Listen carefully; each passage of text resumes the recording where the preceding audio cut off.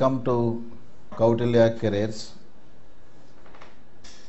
So aspirants, మనం ప్రస్తుతం Andhra Pradesh public service కమిషన్కి సంబంధించినటువంటి గ్రూప్ 2 మెయిన్ సిలబస్లో ఉన్నటువంటి 3 పేపర్లలో పేపర్ 3 ఎకానమీ గురించి మనం కొన్ని ముఖ్య అంశాలు తెలుసుకోబోతున్నాం. ఈ పేపర్ 3లో ఉన్నటువంటి ఎకానమీలో మనకి 2 భాగాలు ఉన్నాయి. సో ఎకానమీ అటువంటి పార్ట్ని పేపర్ 3లో మెయిన్స్ అంశంగా ఉంచారు. సో ఎకానమీకి సంబంధించినటువంటి అంశాలను మనం ఈరోజు కూలంకుషంగా చర్చించుకోబోతున్నాం. మారినటువంటి ఏపీపీఎస్సికి సంబంధించినటువంటి ఈ ట్రెండ్స్ ఎలా ఉన్నాయి, అలాగే పేపర్ 3లో ఏ అంశాలు మార్పు చేశారు, పేపర్ 3 ఎకానమీకి సంబంధించి ఇండియన్ ఎకానమీలో ఎలాంటి మార్పులు చేశారు, ఏపీ ఎకానమీలో ఎలాంటి మార్పులు చేశారు, అలాగే ఏపీ ఎకానమీ ఎన్ని మార్కులకు ఇస్తూ వస్తున్నారు అనేటువంటి అంశాలు కూడా మనం ఈరోజు తెలుసుకోబోతున్నాం. యాస్పిరెంట్స్, మనకి ఎకానమీకి సంబంధించి మనం పరిశీలించినట్లయితే ఎకానమీ వాస్తవంగా 2 భాగాలుగా చేశారు. ఒకటి ఇండియన్ ఎకానమీ, 2 ఏపీ ఎకానమీ.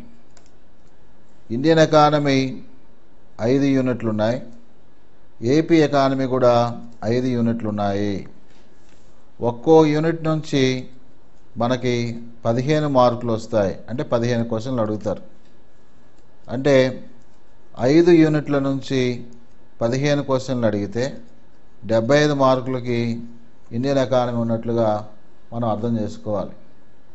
అలాగే ఏపీ ఎకానమీలో కూడా 5 యూనిట్లు ఉన్నాయి కాబట్టి ఒక్కొక్క యూనిట్ నుంచి 15 మార్కులు వస్తాయి కాబట్టి 5 ఇంటూ 15, 5 యూనిట్లు ఇంటూ 15 మార్కులు, దీనికి కూడా 75 మార్కులు కేటాయించినట్లుగా మనం గుర్తుంచుకోవాలి. సో 150 మార్కుల్లో మనకి ఈక్వల్ పార్ట్స్ ఉన్నాయి. ఇండియన్ ఎకానమీ 75 మార్కులు, ఏపీ ఎకానమీ 75 మార్కులకి ఇవ్వడం జరిగింది. అలాగే యూనిట్ల పరంగా కూడా సిలబస్లో ఈక్వల్గానే డిస్ట్రిబ్యూట్ చేశారు. అయితే ఇండియన్ ఎకానమీలో ఏ అంశాలు ఉంటాయి, ఏపీ ఎకానమీలో ఏ అంశాలు ఉంటాయి అనే విషయాలు మనం తదుపరి చర్చలో తెలుసుకుందాం. అయితే 75వ క్వశ్చన్ తర్వాత ఇండియన్ ఎకానమీ తర్వాత 76వ క్వశ్చన్ నుంచి మనకి 150వ క్వశ్చన్ వరకు ఏపీ ఎకానమీ అంశాలు ఉండవచ్చు. ఒకవేళ అభ్యర్థికి సంబంధించిన క్వశ్చన్ పేపరు జంబలింగ్లో ఉన్నప్పుడు, జంబలింగ్ సిస్టమ్ ఫాలో అయినప్పుడు మొదటిగా కొంతమందికి అభ్యర్థులకు ఏపీ ఎకానమీ క్వశ్చన్స్ ముందు ఇచ్చి తర్వాత 76వ క్వశ్చన్ నుంచి ఇండియన్ ఎకానమీ క్వశ్చన్స్ ఇవ్వడానికి అవకాశం ఉంది. మొత్తంగా పరిశీలించినట్లయితే ముందు ఏపీ ఎకానమీ రావచ్చు, లేదా ముందు ఇండియన్ ఎకానమీ రావచ్చు. ఏదేమైనప్పటికీ మొత్తంగా 2 ఎకానమీలు మనం ఆన్సర్ చేయాలి, అధ్యయనం చేయాలి అనే అంశాలను మనం గుర్తుంచుకోవాలి. అయితే ఇండియన్ ఎకానమీకి సంబంధించి ఏమేం ప్రశ్నలు అడగవచ్చు, ప్రశ్నల యొక్క సరళి ఏ విధంగా ఉంది, ముఖ్యంగా పేపర్ సెట్టర్ యొక్క రిక్వైర్మెంట్స్ ఏంటి, ఏ అంశాలకు సంబంధించి పూర్వం క్వశ్చన్లు ఇచ్చారు అనేటువంటివి కూడా ఇక్కడ మనం తెలుసుకుందాం. వాస్తవంగా ఎకానమీకి సంబంధించి మనం పరిశీలించినట్లయితే అభ్యర్థులారా మీరు గమనించాల్సినటువంటి ముఖ్యాంశాలు, ఇక్కడ మనం హోల్ ఎకానమీ అంతా కూడా ఈ 150 క్వశ్చన్స్ని 100%గా మనం అజ్యూమ్ చేసినట్లయితే, అంటే 150 క్వశ్చన్ని 100% అని మనం అనుకున్నట్లయితే 25% క్వశ్చన్స్ మనకి కాన్సెప్ట్స్, అర్థాలు, మీనింగ్ల మీద అడగడానికి అవకాశం ఉంది.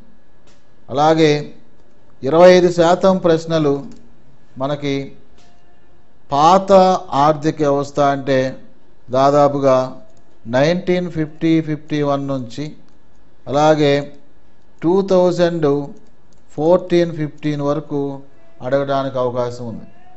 జరిగిపోయినటువంటి 64 సంవత్సరాల ఆర్థిక వ్యవస్థకు సంబంధించినటువంటి అంశాలను ఆధారంగా చేసుకొని ప్రశ్నలు అడగడానికి లేదా తయారు చేయడానికి అవకాశం ఉంది. అలాగే 25% క్వశ్చన్స్ మనకి స్టాటిస్టికల్ డేటా అంటారు. స్టాటిస్టికల్ డేటా అంటే దత్తాంశము. దత్తాంశంపై 25% క్వశ్చన్స్ అడగడానికి అవకాశం ఉంది. అలాగే మిగతా 25% క్వశ్చన్స్ మనకి కరెంట్ ఎకానమీ, ప్రస్తుత ఆర్థిక వ్యవస్థ గురించి, అంటే 2015-16 అలాగే 16-17 సంవత్సరము, ఈ 2 సంవత్సరాల్లో ఆర్థిక వ్యవస్థలో, ముఖ్యంగా భారత ఆర్థిక వ్యవస్థలో చోటు చేసుకున్నటువంటి కీలక అంశాల గురించి, అదేవిధంగా అభివృద్ధి తీరుతెన్నుల గురించి, ఆర్థిక ప్రగతి గురించి, ఆర్థిక వ్యవస్థలో ఒడిదుడుకుల గురించి మనల్ని ప్రశ్నించేటువంటి అవకాశం ఎంతైనా ఉంది. సో మొత్తంగా పరిశీలించినట్లయితే 100% ఇది మనకి 150 క్వశ్చన్స్గా అర్థం చేసుకోవాలి. 25%లో 25% అంటే 35 క్వశ్చన్ల పైగా మనకి అర్థాల మీద అడుగుతారు, మీనింగ్స్ మీద అడుగుతారు. పాత ఆర్థిక వ్యవస్థ గురించి 64 సంవత్సరాల భారతదేశ ఆర్థిక వ్యవస్థ గురించి, లేదా ఆంధ్రప్రదేశ్ ఆర్థిక వ్యవస్థకు సంబంధించి ఉమ్మడి మద్రాసు రాష్ట్రం నుంచి కూడా జరిగిపోయినటువంటి చరిత్రను గురించి కూడా ఆర్థిక విషయాల కోణం పరంగా మనకు ప్రశ్నలు అడగడానికి అవకాశం ఉంది.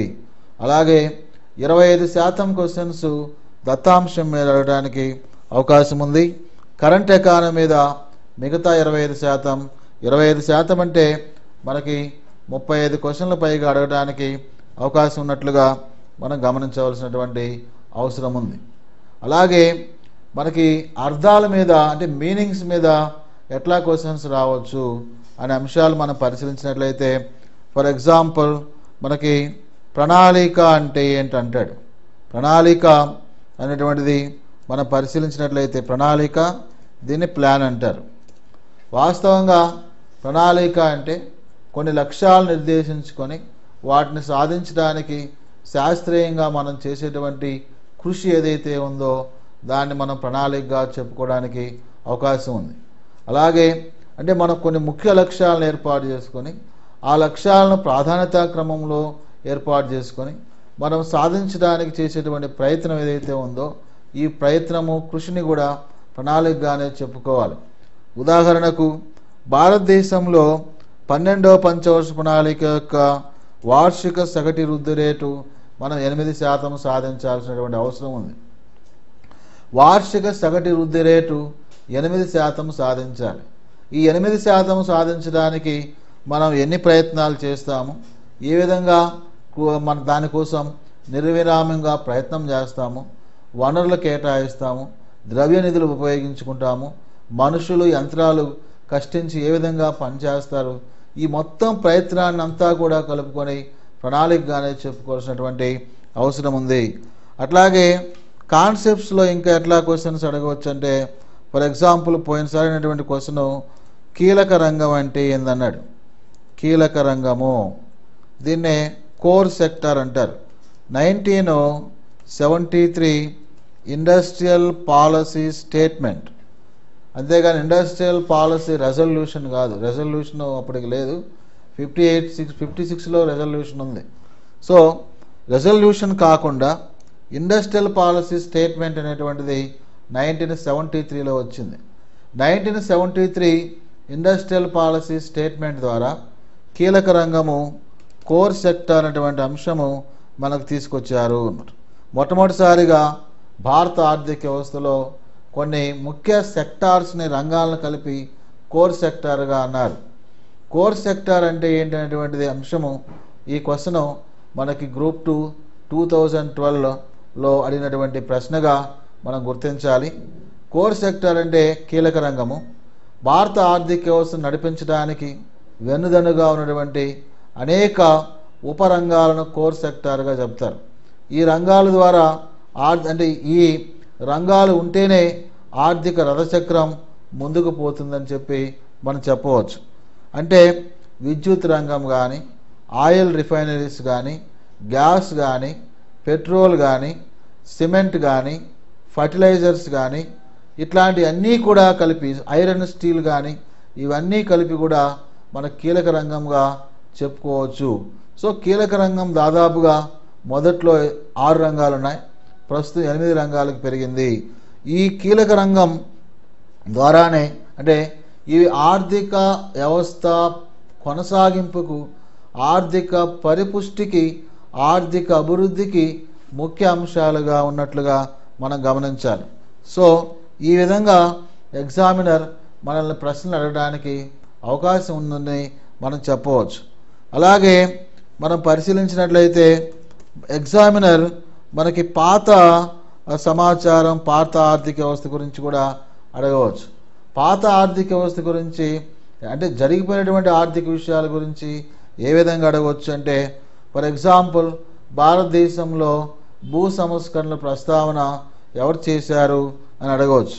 ఫర్ ఎగ్జాంపుల్ 1919 మనకి అమృత్సర్ సమావేశంలో INC, Indian National Congress Amritsar సమావేశంలో మొట్టమొదటిసారిగా దున్నేవాడికే భూమి, land to the original tillers, so దున్నేవాడికి భూమి అనేటువంటి ఒక నినాదాన్ని తీసుకొచ్చింది. ఈ విధంగా భారతదేశంలో ఉన్నటువంటి భూస్వామ్య విధానాలను రద్దుపరచాలని, అనాదిగా రైతులు ఏ పొలంలో పనిచేస్తున్నారో ఆ పొలాలకు సంబంధించి యాజమాన్య హక్కులు కల్పించాలి. కేవలం వాళ్ళు కూలీలుగా ఉండరాదు, లేదా వారు వ్యవసాయ మనకి టెనెంట్ ఫార్మర్స్ అంటే కౌలు రైతులుగా ఉండరాదు, వీరికి యాజమాన్య హక్కులు కల్పించాలని చెప్పి ఇందులో ప్రస్తావించారు. ఇంకా మనం పరిశీలించినట్లయితే భారతదేశంలో 1955లో ఎస్బీఐని జాతీయం చేశారు, స్టేట్ బ్యాంక్ ఆఫ్ ఇండియాని జాతీయం చేశారు. అయితే స్టేట్ బ్యాంక్ ఆఫ్ ఇండియా ఎవరు కృషి ఫలితంగా జాతీయకరణకు నోచుకుందన్నప్పుడు మనకి ప్రొఫెసర్ గోర్వాలా కమిటీ సూచన మేరకు 1955లో మనకి ఇంపీరియల్ బ్యాంక్ ఆఫ్ ఇండియాను ఎస్బీఐ స్టేట్ బ్యాంక్ ఆఫ్ ఇండియాగా పేరు మార్చి భారత ప్రభుత్వ ఆధీనంలోకి వచ్చినట్లుగా మనం భావించాలి. అలాగే భారతదేశంలో పెద్ద ఎత్తున అంటే దాదాపుగా 14 బ్యాంకులు జాతీయం చేశారు. ఎవరి సూచన మేరకు చేశారని చెప్పి ఎగ్జామినేషన్లో అడగడానికి అవకాశం ఉంది. భారతదేశంలో బ్యాంకుల జాతీయకరణ ప్రక్రియ ప్రారంభమైంది 1949 నుంచే ప్రారంభమైనట్లుగా చెప్పవచ్చు. భారతదేశంలో బ్యాంకుల జాతీయకరణ 1949లో ప్రారంభమవుతుంది. తర్వాత భారతదేశంలో 1991 నుంచి బ్యాంకుల ప్రైవేటీకరణ ప్రారంభమవుతుంది అని మనం గమనించవచ్చు. 1949లో రిజర్వ్ బ్యాంక్ ఆఫ్ ఇండియాని మొట్టమొదటిసారిగా జాతీయం చేశారు. అంటే షేర్ హోల్డర్స్లో ఉన్నటువంటి ఈ రిజర్వ్ బ్యాంక్ ఆఫ్ ఇండియాను సెంట్రల్ గవర్నమెంట్, ముఖ్యంగా మినిస్ట్రీ ఆఫ్ ఫైనాన్స్ ఆధ్వర్యంలోకి తీసుకొచ్చారని చెప్పి మనం చెప్పవచ్చు. అలాగే రిజర్వ్ బ్యాంక్ ఆఫ్ ఇండియా ఈరోజు మినిస్ట్రీ ఆఫ్ ఫైనాన్స్ ఆధ్వర్యంలో పనిచేస్తుంది. సో 1969లో బ్యాంకుల జాతీయకరణ జరిగింది. ఎవరు సూచన మేరకు అన్నప్పుడు కె హజారీ కమిటీ సూచన మేరకు జాతీయం జరిగినట్లుగా మనం భావించాలి. అలాగే పాత ఆర్థిక వ్యవస్థలో ప్రశ్నల సరళి ఏ విధంగా ఉండవచ్చు అంటే, భారతదేశంలో మొట్టమొదటిసారిగా ఈ జనాభా విధానం ఎప్పుడు వచ్చింది అడగవచ్చు. 1976లో నేషనల్ పాపులేషన్ పాలసీ వచ్చింది. లేటెస్ట్ నేషనల్ పాపులేషన్ పాలసీ 2000 ఉంది.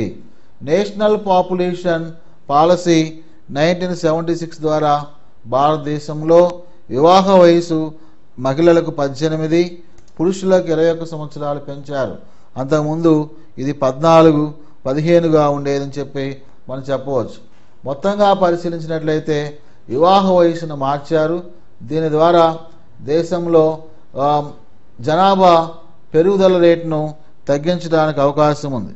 అంటే లేటు వయసులో వివాహం చేసుకోవడం ద్వారా మనకి సంతాన ఉత్పత్తి రేటు తగ్గుతుందని చెప్పి ప్రభుత్వం భావించిందని చెప్పి కూడా మనం ఇక్కడ గమనించాలి.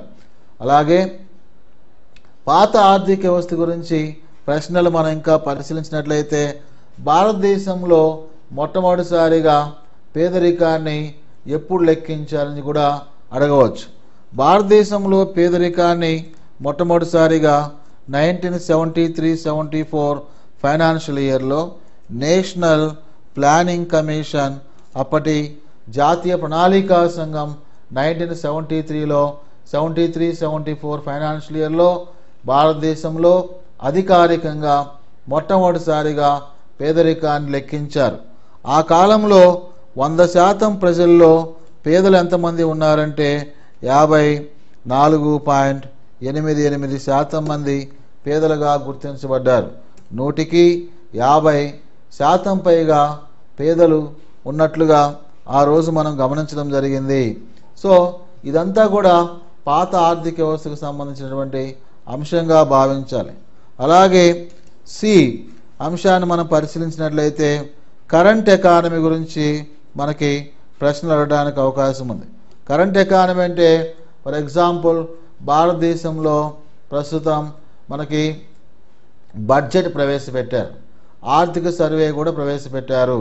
అలాగే లేటెస్ట్ ఎకనామిక్ ట్రెండ్స్ గత 2 సంవత్సరాల నుంచి భారత ఆర్థిక వ్యవస్థలో జరుగుతున్నటువంటి ముఖ్య అంశాలు ఏంటి కూడా మన ప్రశ్నల ద్వారా అడగడానికి అవకాశం ఉంది. ఫర్ ఎగ్జాంపుల్ మనకి జన్ధన్ యోజన ఒకటి ఏర్పాటైంది. జన్ధన్ యోజన 2014లో ఏర్పాటైంది. దాదాపుగా 100% మంది ప్రజలకు మనకు బ్యాంక్ అకౌంట్లను ఏర్పాటు చేసుకోగలిగాం. సో దేశంలోని పౌరులందరికీ రికగ్నైజ్డ్ బ్యాంక్స్ ఏవైతే ఉన్నాయో గుర్తించబడినటువంటి ప్రభుత్వ రంగ బ్యాంకుల్లో మనకి ఒక బ్యాంక్ అకౌంట్ తప్పనిసరిగా ఉండాలని చెప్పి ప్రభుత్వం నిర్ణయించింది. జన్ధన్ యోజన అనుకున్నటువంటి లక్ష్యాల కంటే కూడా అధిగమించిందని చెప్పవచ్చు. 1 సంవత్సరంలో చేయాల్సిన పని 7 నెలల్లోనే పూర్తి చేశారు. 365 రోజుల్లో చేయాల్సిన పని 7 నెలల్లో పూర్తి చేశారు. ఇది అద్భుత భారతీయ బ్యాంకింగ్ పనితీరుకు నిదర్శనం అని చెప్పి ప్రధాని మోడీ కూడా ప్రశంసించారు. అదేవిధంగా భారతదేశంలో మనకి జన్ధన్ యోజన కింద ఎక్కువ బ్యాంక్ అకౌంట్లు ఓపెన్ చేసినటువంటి మనకి బ్యాంక్ ఏంటంటే ఫరీదాబాద్ ఎస్బీఐ బ్యాంక్ హర్యానాలో ఉన్నట్లుగా కూడా చెప్పవచ్చు. అయితే లేటెస్ట్ ఎకానమీ జన్ధన్ యోజన కింద మనకి ప్రశ్నలు ఎట్లా రావచ్చు? ఫర్ ఎగ్జాంపుల్ భారతదేశంలో ప్రతి వ్యక్తికి వయోజనైనటువంటి వ్యక్తికి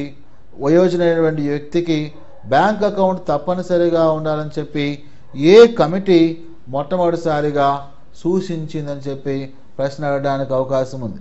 ఏ కమిటీ సూచించిందన్నప్పుడు మనకి నచికేత్ మోర్ కమిటీ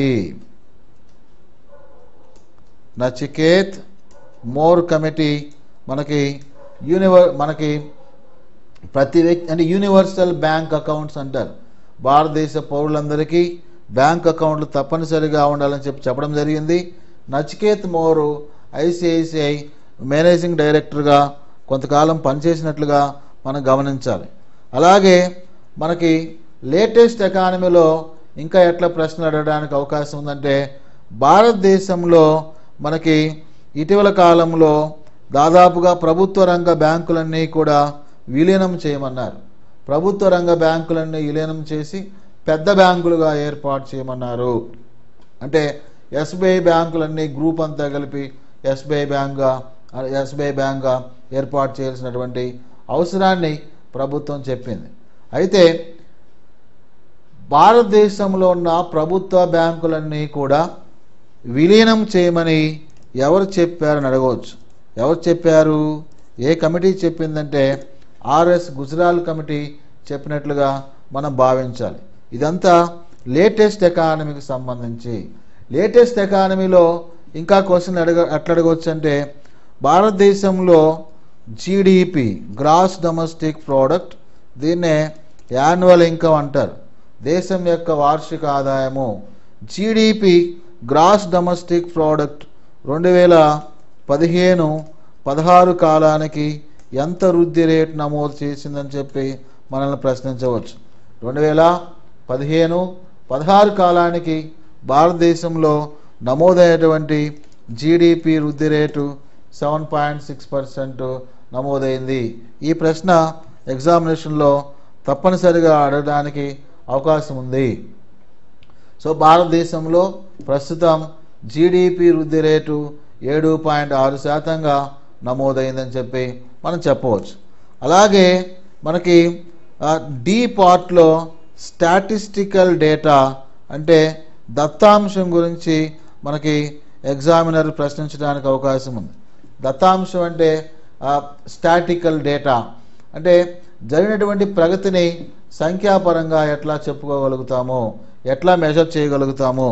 అయితే దత్తాంశాన్ని భారతదేశంలో ఎవరు పులప్ చేస్తారంటే సెంట్రల్ స్టాటిస్టికల్ ఆర్గనైజేషన్ సిఎస్ఓ. భారతదేశంలో భారత ఆర్థిక వ్యవస్థకు సంబంధించి మెజారిటీ దత్తాంశాన్ని ఎవరిస్తారంటే సిఎస్ఓ ఇస్తుంది. సిఎస్ఓ దీనికి సంబంధించి మనకి సరైనటువంటి సమాచారాన్ని పొందవచ్చు. అయితే ఈ దత్తాంశం గురించి 25% ప్రశ్నలు, 35 లేదా ఆ పైగా ప్రశ్నలు రావడానికి అవకాశం ఉంది. ఇందులో ఎలాంటి ప్రశ్నలు అడగవచ్చు అంటే ఫర్ ఎగ్జాంపుల్ భారతదేశంలో 65 సంవత్సరాల ఆర్థిక వ్యవస్థలో ఏ సంవత్సరంలో ఆహార ధాన్యాల ఉత్పత్తి అధికంగా నమోదైంది అంటాడు. భారతదేశంలో 65 సంవత్సరాల ఆర్థిక వ్యవస్థలో ఏ సంవత్సరంలో ఆహార ధాన్యాల ఫుడ్ గ్రెయిన్స్ ప్రొడక్షన్ అంటారు ఇంగ్లీష్లో, ఆహార ధాన్యాల ఉత్పత్తి ఏ సంవత్సరంలో నమోదైందని అని అడగవచ్చు. 2014-15లో నమోదైందా, 2015-16లో నమోదైందా, 2013-14లో నమోదైందా, లేదా 2011-12లో నమోదైందా అంటాడు. భారతదేశంలో అత్యధిక ఆహార ధాన్యాల ఉత్పత్తి నమోదైన కాలము 2013-14 కాలము. ఈ కాలంలో 265.1 మిలియన్ టన్స్ ఆహార ధాన్యాల ఉత్పత్తి అయింది. ఇది ఒక రికార్డుగా చెప్పుకుంటారు. 265.1 మిలియన్ టన్స్ ఆహార ధాన్యాల ఉత్పత్తి జరిగినట్లుగా తెలుస్తుంది. అలాగే ప్రస్తుత ఆహార ధాన్యాల ఉత్పత్తి అన్నప్పుడు 252.1 మిలియన్ టన్స్గా మనం చెప్పుకోవచ్చు. అంటే ఆహార ధాన్యాల ఉత్పత్తి ప్రస్తుత ఆర్థిక సంవత్సరంలో కొంతమేర తగ్గినట్లుగా మనం గమనించాలి. సో ఈ విధంగా స్టాటిస్టికల్ డేటాను ఆధారంగా చేసుకొని ప్రశ్నలు అడగడానికి అవకాశం ఉంది. ఇంకా స్టాటిస్టికల్ డేటాలో ప్రశ్నలు ఎట్లా అడగవచ్చు అంటే ఫర్ ఎగ్జాంపుల్ భారతదేశంలో ఈరోజు 2015-16 కాలానికి సంబంధించి వ్యవసాయ రంగం ఏదైతే ఉందో ఈ వ్యవసాయ రంగం యొక్క వార్షిక వృద్ధి రేటు అంటారు. దేశంలో జీడిపి వృద్ధి రేటు 7.6%. అలాగే వార్షిక వ్యవసాయ రంగం వృద్ధి రేటు ఎంత నమోదైందని అడగవచ్చు. వార్షిక వ్యవసాయ రంగం వృద్ధి రేటు ఎంత నమోదైంది అని మనం పరిశీలించినట్లయితే వాస్తవంగా భారతదేశంలో 2015-16 కాలానికి సంబంధించి నమోదైన వార్షిక వృద్ధి రేటు 0.1% నమోదైందా, 1.1% నమోదైందా, 1.6% నమోదైందా, లేదా 4% నమోదైందా అంటాడు. భారతదేశంలో వార్షిక వ్యవసాయ రంగం యొక్క సగటు వృద్ధి రేటు 1.1%. ఆన్సరు బి అవుతుంది. ఆన్సరు బి అవుతుంది. కనుక స్టాటిస్టికల్ డేటా గురించి ఈ విధంగా మనల్ని ప్రశ్నలు అడగడానికి అవకాశం ఉంది. సో యాస్పిరెంట్స్ ఈ విధంగా మీ ప్రిపరేషన్ అన్ని భాగాల్లో కొనసాగాలి. కేవలం మనం కాన్సెప్ట్స్ మీద అర్థాల మీద కుస్తీ పడితే ఉపయోగం లేదు, లేదా కేవలం పాత ఆర్థిక వ్యవస్థ గురించి ప్రిపేర్ అయితే మనం గెట్టెక్కలేం. ఎందుకంటే అభ్యర్థి 4 అంశాల మీద పట్టుండాలి. ఈ 4 అంటే తను చదివేటువంటి చాప్టర్లో ఒక చాప్టర్ తీసుకున్నాం, బ్యాంకింగ్ అనే చాప్టర్ తీసుకున్నాం.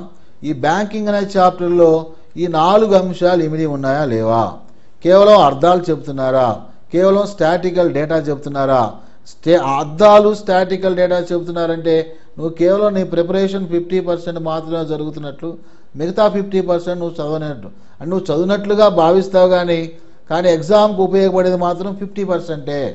కనుక మీరు జాగ్రత్తగా ఈ 4 అంశాలు నీ నోట్స్లో ఉండేయో లేదో, లేకపోయినట్లయితే ఏ విధంగా వాటిని సేకరించుకోవాలో, లేదా ఆఫ్లైన్ ఆన్లైన్ క్లాసుల ద్వారా ఈ గ్యాప్ని ఏ విధంగా ఫిల్ చేసుకోవాలో అభ్యర్థులు చాలా నిశ్చితంగా గమనించాలి. ఎందుకంటే గ్రూప్ 2 మెయిన్స్లో కీలక అంశము అభ్యర్థి యొక్క ఉద్యోగానికి అవకాశాలను ఏర్పరిచేటువంటిది ఎగ్జిక్యూటివా, లేదా మంచి ఉద్యోగమా, లేదా మంచి రెవెన్యూ జాబ్ రావాలా అనేటువంటిది నిర్ణయించేటువంటిది. ఎందుకంటే రెవెన్యూ డిపార్ట్మెంట్ ఏపీలో పవర్ఫుల్ డిపార్ట్మెంట్. రెవెన్యూ డిపార్ట్మెంట్లో ఉన్నవాళ్ళు ఆఫీసర్స్ మిగతా ఏ డిపార్ట్మెంట్లోకైనా కూడా ఇంటర్వ్యూని కావచ్చు. ఓ ఫైనాన్స్ మినిస్టరు మిగతా మినిస్టర్లోకి ఏ మినిస్టర్లోకైనా కూడా ఇన్వాల్వ్ కావచ్చు. అంటే ప్రైమ్ మినిస్టర్ తర్వాత మనకి ఫైనాన్స్ మినిస్టర్కి అంత పవర్ ఉంటుంది, మిగతా మినిస్టర్లోకి ఇంటర్వ్యూని కావచ్చు. సో కనుక ఎకానమీకి బాగా ప్రిపేర్ అయినట్లయితే మనకి ఎక్కువ స్కోప్ ఉంది మంచి ఉద్యోగం కొట్టడానికి అని చెప్పి అంశాన్ని అభ్యర్థులు చాలా నిశ్చితంగా పరిశీలించాలి. అయితే ఇంకా మిగతా అంశాల గురించి మనం తెలుసుకుందాం. అంటే ఇప్పుడు చాప్టర్ వారీగా కూడా మనం నేర్చుకోవడానికి ప్రయత్నం చేద్దాం. ఏమేం చాప్టర్స్ ఉన్నాయి, అదేవిధంగా చాప్టర్స్ వారీ ప్రిపరేషన్ గురించి కొద్దిసేపు మనం మాట్లాడుకుందాం. మొదటిగా ఇండియన్ ఎకానమీ గురించి మాట్లాడుకుందాము. ఇండియన్ ఎకానమీలో ఎన్ని యూనిట్లు ఉన్నాయి అనుకున్నాం మనం? 5 యూనిట్లు ఉన్నాయి. ఇండియన్ ఎకానమీలో ఎన్ని క్వశ్చన్స్ రావచ్చు అనుకున్నాము? 75 క్వశ్చన్స్ రావచ్చు అనుకున్నాం. ఒక్కొక్క యూనిట్ నుంచి ఎన్ని ప్రశ్నలు వస్తాయనుకున్నాము? 15 ప్రశ్నలు వస్తాయనుకున్నాం. ఓకే, ఇంత మాత్రం క్లారిటీ ఉండాలి. సో ఈ క్లారిటీతోనే మనం ముందుకెళ్ళాలి. అయితే మనకి ఇండియన్ ఎకానమీకి సంబంధించి ఫస్ట్ యూనిట్లో ఏమిచ్చారు? భారతదేశం యొక్క ప్రణాళికల ద్వారా జరిగినటువంటి అభివృద్ధి, అదేవిధంగా ఆర్థిక సంస్కరణలు, ఈ అంశాలన్నీ కూడా సిలబస్లో పెట్టారు. అయితే ప్లానింగ్ అండ్ డెవలప్మెంట్లో ఎలాంటి ప్రశ్నలు రావచ్చు అన్నప్పుడు భారతదేశంలో ఒకసారి ఈ క్వశ్చన్ వచ్చింది, గ్రూప్ 1 ఫిలిమ్స్లో వచ్చింది. భారతదేశం ఎప్పుడు సూచనాత్మక ప్రణాళికను ఏర్పాటు చేసుకుంది అన్నాడు. భారతదేశం ఏ సంవత్సరంలో ఇండికేటివ్ ప్లాన్, ఇదే తెలుగులో సూచనాత్మక ప్రణాళిక అంటారు. ఇండికేటివ్ ప్లాన్ లేదా సూచనాత్మక ప్రణాళిక. సూచనాత్మక ప్రణాళిక అనేటువంటి భావన వాస్తవంగా 1947లో వచ్చింది, ఫ్రాన్స్ దేశంలో వచ్చిందని చెప్పవచ్చు. జార్జ్ మొన్నెట్ ఈ ప్రతిపాదన చేశారు. సూచనాత్మక ప్రణాళిక అనేటువంటి కాన్సెప్ట్ని ముందుకు తీసుకొచ్చాడు. France finance minister George Monnet, MONNET, Monnet ఈ సూచనాత్మక ప్రణాళిక అనే కాన్సెప్ట్ని తీసుకొచ్చారు. 47లో ఫ్రాన్స్లో అమలైంది. భారతదేశం 1992లో ప్రవేశపెట్టింది. 1992 నుంచి 97 వరకు భారతదేశంలో 8వ పంచవర్ష ప్రణాళిక కొనసాగింది. 92 నుంచి 97 వరకు భారతదేశంలో 8వ పంచవర్ష ప్రణాళిక కొనసాగినట్లుగా భావించాలి. 8వ పంచవర్ష ప్రణాళిక ప్రారంభంలో భారతదేశం సూచనాత్మక ప్రణాళికను ఏర్పాటు చేసుకుంది. సూచనాత్మక ప్రణాళిక అక్కడి నుంచి కూడా ఇప్పుడు వరకు కొనసాగిన ప్రణాళికలన్నీ కూడా, అంటే 12వ ప్రణాళిక వరకు కూడా భారతదేశంలో మనకు అన్ని సూచనాత్మక ప్రణాళికలుగానే కొనసాగుతున్నాయి. అయితే సూచనాత్మక ప్రణాళిక అంటే ఏంటి? సూచనాత్మక ప్రణాళిక అంటే ప్రభుత్వం సూచిస్తుంది, ప్రైవేట్ రంగం వాళ్ళు దానిని ఫుల్ఫిల్ చేస్తారు. ఫుల్ఫిల్మెంట్ అంటే దాన్ని విజయవంతం చేస్తారు, పూర్తి చేస్తారు. సూచనాత్మక ప్రణాళికలో మనం పరిశీలించాల్సిన ముఖ్య అంశం ఏంటంటే ప్రభుత్వం ప్రైవేట్ రంగానికి ఉద్దేశపూర్వకంగా సముచిత స్థానం ఇస్తుంది. ఇప్పుడు మన ఆంధ్రప్రదేశ్లో కూడా పరిశీలించినట్లయితే ఎవరైనా విదేశ ఇన్వెస్టర్ ఎవరైనా వచ్చినట్లయితే నేరుగా సీఎం క్యాంప్ ఆఫీస్కి తీసుకురండి. విమానం దిగగానే అతను మీరు ఏ గమ్యం చేరాలో అతని వెసులుబాటు కల్పించండి, అతను ఎక్కడ ఆపొద్దు. ఎందుకంటే పెట్టుబడి అనేటువంటిది ఆర్థిక వ్యవస్థలో చాలా కీలక అంశం అని చెప్పి ముఖ్యమంత్రి చెప్పడం జరిగింది. దేశ విదేశాలు తిరిగి అనేక ప్రభుత్వాలు ప్రైవేటు వ్యక్తుల నుంచి ఉద్దేశపూర్వకంగా పెట్టుబడులు స్వీకరించడం జరిగింది. సో మొత్తంగా పరిశీలించినట్లయితే నిరర్ధకంగా ఉన్నటువంటి ప్రైవేట్ రంగంలో ఉన్నటువంటి వనరులను లేదా పెట్టుబడులను దేశ అభివృద్ధి కోసం, దేశ ప్రగతి కోసం ఉపయోగించుకున్నటువంటి పరిస్థితిని మనం ఈ ఇండికేటివ్ ప్లాన్లో భాగంగా చూడవచ్చు. అంటే ఇది ఇండికేటివ్ ప్లాన్ సూచనాత్మక ప్రణాళిక అనేటువంటిది పీపీపీలో ఒక భాగంగా కొనసాగుతుంది. పీపీపీ అంటే public private partnership. Public private partnership అంటే ప్రభుత్వ ప్రైవేట్ రంగ భాగస్వామ్యంలో ఇది కొనసాగుతున్నట్లుగా చెప్పవచ్చు. వాస్తవంగా భారతదేశంలో 1973 industrial policy statement 1973 industrial policy statement అనేది ఒకటి ఉంది. దీన్ని అప్పటి ఇందిరాగాంధీ ప్రభుత్వం ఏర్పాటు చేసింది. ఇండస్ట్రియల్ పాలసీ స్టేట్మెంట్ ద్వారా ఇంతకుముందే మనం కోర్ సెక్టార్ని ఏర్పాటు చేశారు, గుర్తించారని కూడా తెలుసుకున్నాం. అలాగే ఇండస్ట్రియల్ పాలసీ స్టేట్మెంట్లో 1973లో మొట్టమొదటిసారిగా భారతదేశంలో జాయింట్ సెక్టార్ ఉమ్మడి రంగము అనేటువంటి అంశాన్ని మొట్టమొదటిసారిగా గుర్తించారు. జాయింట్ సెక్టార్ ఉమ్మడి రంగం. సో 1973 ఇండస్ట్రియల్ పాలసీ స్టేట్మెంట్ ద్వారా ఉమ్మడి రంగాన్ని గుర్తించారు. ఉమ్మడి రంగం ఏంటంటే సెంట్రల్ గవర్నమెంటు, అదేవిధంగా స్టేట్ గవర్నమెంటు, అదేవిధంగా ప్రైవేట్ సెక్టారు ముగ్గురు కలిసి కూడా ఒక లక్ష్యాన్ని నెరవేర్చడానికి ప్రయత్నించడము. అంటే ప్రభుత్వ ప్రైవేట్ రంగం, ఈ రెండు ప్రభుత్వాలు, స్టేట్ గవర్నమెంట్, సెంట్రల్ గవర్నమెంట్, అలాగే దేశీయ ప్రైవేటు వ్యక్తులు కానీ విదేశ ప్రైవేటు వ్యక్తులు కానీ కలిసి ఆర్థిక వ్యవస్థలో కొన్ని ముఖ్య లక్ష్యాలను సాధించడానికి ప్రయత్నం చేయటం. అంటే విమానయాన రంగంలో విమానాలు నిర్మించడానికి కానీ, విమానాశ్రయాలు నిర్మించడానికి కానీ, నౌకాశ్రయాలు నిర్మించడానికి కానీ ప్రభుత్వ ప్రైవేట్ రంగాల యొక్క తోడ్పాటుతో వాటిని మనం పూర్తి చేయడానికి అవకాశం ఉంది. ఉదాహరణకు రాష్ట్రంలో 2008లో మనం కృష్ణపట్నం పోర్ట్ని ఏర్పాటు చేసుకున్నాం. కృష్ణపట్నం పోర్ట్ నెల్లూరు జిల్లాలో ఉంది. ఇది ఒక పీపీపీ విధానంలోనే కొనసాగించాము. భారతదేశంలో ఉన్న జాయింట్ సెక్టారు మనం ఇతర దేశాల్లో పీపీపీ అంటారు, public private partnership. Public private partnership అనేటువంటి కాన్సెప్ట్ మొట్టమొదటిసారిగా మనకి ఇంగ్లాండ్ దేశంలో ఉద్భవించినట్లుగా చెప్పవచ్చు. ఒక రోడ్డును ఏర్పాటు చేయడానికి ప్రభుత్వం వద్ద నిధులు లేనప్పుడు ప్రైవేటు వ్యక్తులకు ఆ పని అప్పచెప్పి ఆ రోడ్డు నిర్మించి ఆ రోడ్డుని ఒక 10 లేదా 15 సంవత్సరాలకు ఆ ప్రైవేటు వ్యక్తులకు వాళ్ళకి అప్పచెప్పి వాళ్ళు టోల్ గేట్లు ఏర్పాటు చేసుకొని వాహనదారుల దగ్గర నుంచి ఫీజు వసూలు చేసుకొని వాళ్ళు పెట్టినటువంటి సొమ్మును రాబట్టుకోవడానికి ప్రయత్నం చేస్తారు. సో ఈ విధంగా తర్వాత ఆ ప్రాజెక్ట్ పూర్తయిన తర్వాత దాన్ని ప్రభుత్వానికి అప్పచెప్పడానికి అవకాశం ఉంది. దీన్ని BOOT అని కూడా అంటారు. built by the private public partnership, owned by the private individuals, operated by private individuals, transfer to the latter, అంటే ట్రాన్స్ఫర్ బదిలీ చేస్తారు. లీజ్ పీరియడ్ అయిపోయిన తర్వాత బదిలీ చేస్తారు.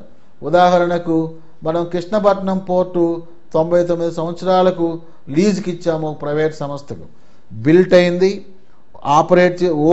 Owned by the private company, operated by the private company. 99 సంవత్సరాల తర్వాత transfer to the government of India.